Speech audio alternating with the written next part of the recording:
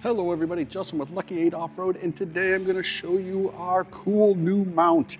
This mount was designed to hold the Spod controller, but will also work with the Garmin controller. If you have a 4-cylinder or a 6-cylinder Defender, this little jobby sits in like so, putting the controls right where you need them next to the power supply, and it's a pretty easy job. Cue the intro and I'll show you how to install it.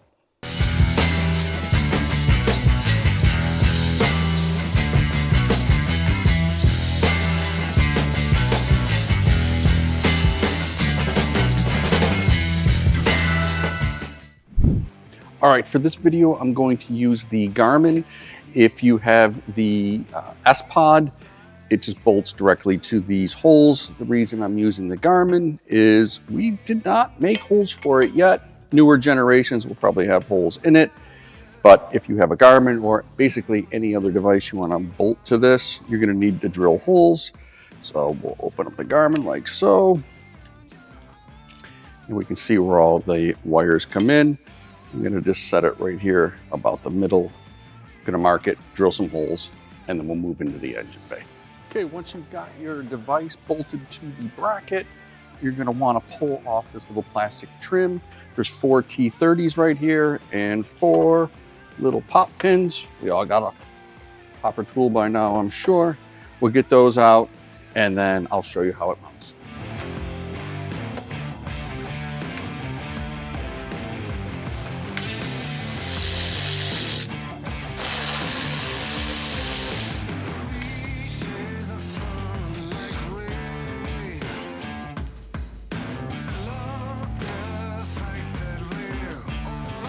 You're going to want to take this 10 mil bolt out of the way. We're going to pop the washer filler tube bracket up out of the way. And then over here is 2 13 mils. We're going to want to loosen them up. And then we'll be able to slide the bracket underneath, grabbing that point of attachment and these two, and it'll hold the unit in place.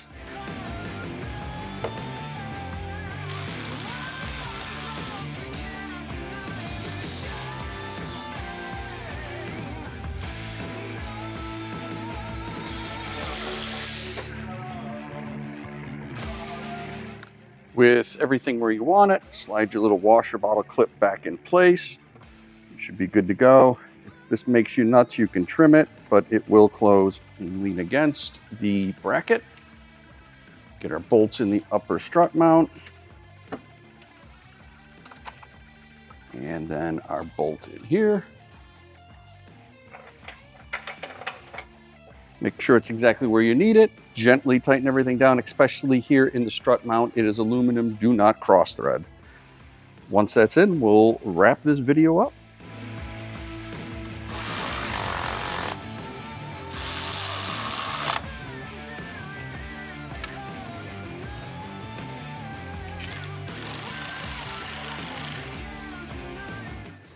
All right, last thing to do is to button up the front trim piece. And this job will be done. Well, you'll have to wire in whatever lights you have. This particular 90 is getting roof lights and ditch lights, but pretty easy job, and it allows you access to the control module and easily able to get power because it's all right there. Okay, guys, see you on the next one.